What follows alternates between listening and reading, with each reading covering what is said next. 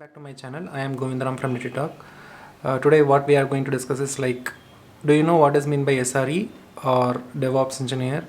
So I am a SRE professional since 10 years. So I would like to share my experience with you, how you will become a SRE in IT industries. First of all, we need to understand that what is SRE. SRE means that Site Reliability Engineer. This topic may be to the freshers who is looking for SRE opportunities and then DevOps opportunities in the IT industry. Those guys will easily understand what is the roles and responsibilities to be come for the SREs. So a lot of people have lot of doubts on that what is meant by SRE with the DevOps engineer, with the system engineer. So 10 years back or 20 years back, you might hear about the word system engineer in the system engineer or Linux administrator or maintenance engineer. Those is the terminology called out in the market, but currently the very hot topic, trending topic is like SRE and then DevOps. So first of all, you need to understand that why SRE and then DevOps is coming to the picture. The person who is trending the make the trending changes to the infra. Let's say the infrastructure is nothing but your cloud infrastructure, or it may be the on-prem services, or it is in the third-party data centers, or on in-house data centers, right? So people are trying to make automations. So in an agile process is nothing but is a software development life cycle, which includes a lot of process you need to follow to getting aligned with this mechanism. So based on that, your life cycle will get aligned with that. So what is meant by the software life cycle? You have to understand in the SDLC book. You might as an engineer, you should be having a book like software development life cycle. You can understand that what are the life cycles are available, and what is the trending technologies, and what are the trending topics also.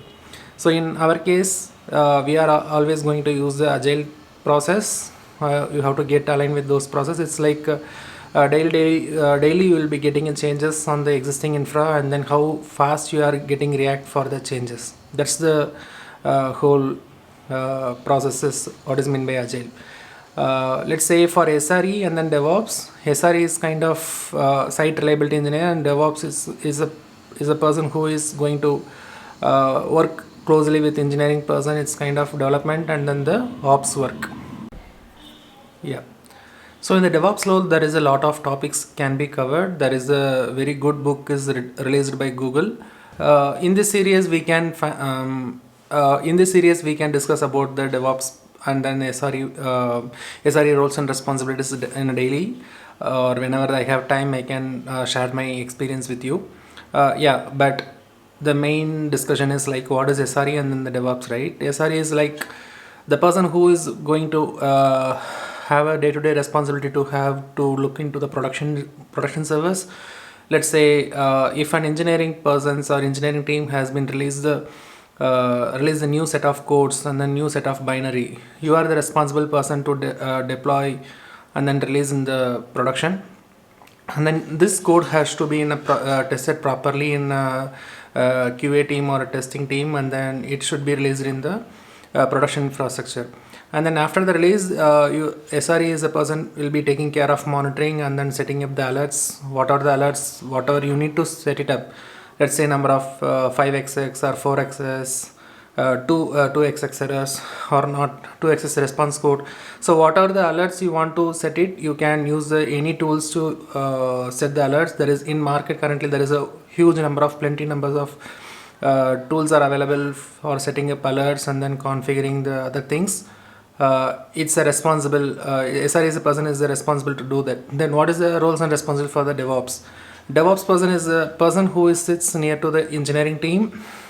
These guys will daily have a requirement like what are the new set of things is going to come to you. Let's say DevOps person will be writing lot of automations in the CI/CD pipelines because the person who will be have a responsible to create a new set of requirement based on the engineering team. Let's say Scrum team. Okay, let's say you can consider that weekly once or 2 weeks once, uh, engineering team members have a meeting, and then they will be getting requirements from the client, and then they will try to implement in the servers. Before the implementation of servers, they have to build the code, right? So engineering team, once the new set of features has been released, or new set of packages or new set of dependencies has been need to deploy in the dev and QA, they may reach to the SRE. It depends on the company and the organization how they are designed, but some of the companies have the separate operations named as DevOps persons. So they will be taking care of building the binaries, and then setting up the QA stacks, and then deploy the binaries in the QA stacks. And then they will be setting up the configurations, and they will be setting up the dependencies. There is a huge number of roles which is contributed by the DevOps engineers. But mostly DevOps engineers also are responsible for production servers, but most the slight variations will be on DevOps, and then SRE is like SRE is more have a more control of production servers, and then they will be have a control of alerts, monitoring, and then how the service are in performing the production server. But in the DevOps, they will be mostly sit with the engineering team, let's say the development team. They will be sitting and aligned with the engineering roles and responsibilities. But DevOps engineer will not have a responsibility to write a code for the applications, but still they have a responsibility to build the infra in the QA and dev.